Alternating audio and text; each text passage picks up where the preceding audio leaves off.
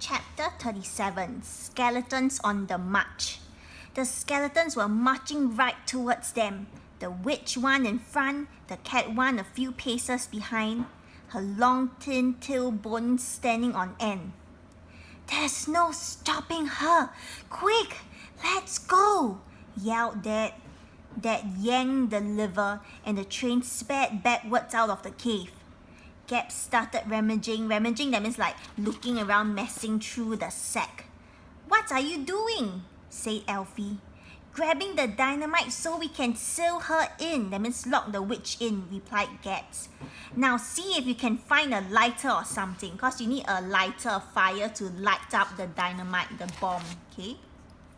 Elfie looked under another sack and found a tin housing some ancient matches. Ancient, that means very, very old matches. Then lit the dynamite with shaking hands. So he lit one of the match. "Be careful, you two," shouted Dad at the pair. "Don't throw it until I tell you," barked the boy. They both stared nervously at the stick as the fuse burned down. Just before the train reached the cave entrance, Elfie yelled, "Now!" The girl threw the dynamite stick into the air and it exploded, kaboom, bringing huge rocks crashing to the ground behind them. A gigantic cloud of dust and debris filled the tunnel. "We did it!" cheered Elfie. Now the train was traveling along the central tunnel at speed. They were heading towards the lift that would take them above ground and to safety. For a while, all that the tree could hear was the rattle and hum of the train. Then out of the shadows, Dad spotted something. "No!" he cried. The kids turned around and saw the two skeletons, so they're not dead yet.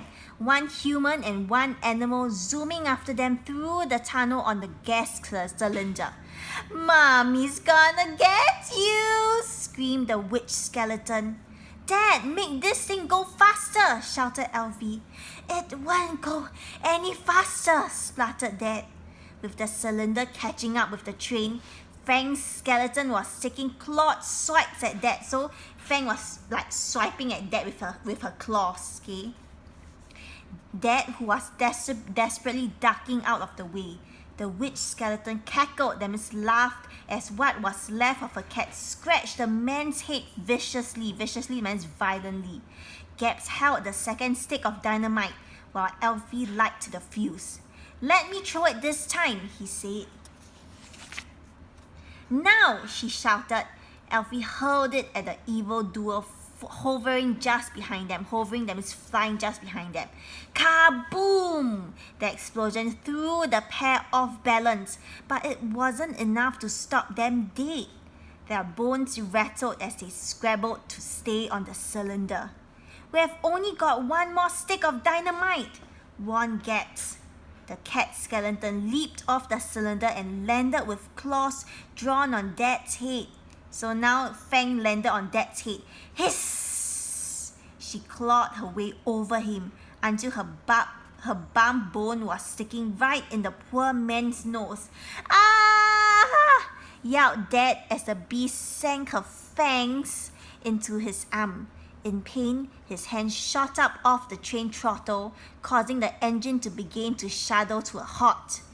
Meanwhile, Elfie had lit the fuse on the last stick of dynamite that Gabs was holding. Just as she was getting ready to throw it, there was a squeal of brakes as the train stopped dead. The stick of dynamite slipped out of Gabs' grabs and dropped into the car. So now the bomb is in the car. The fuse was burning down fast. Any moment now it was going to explode.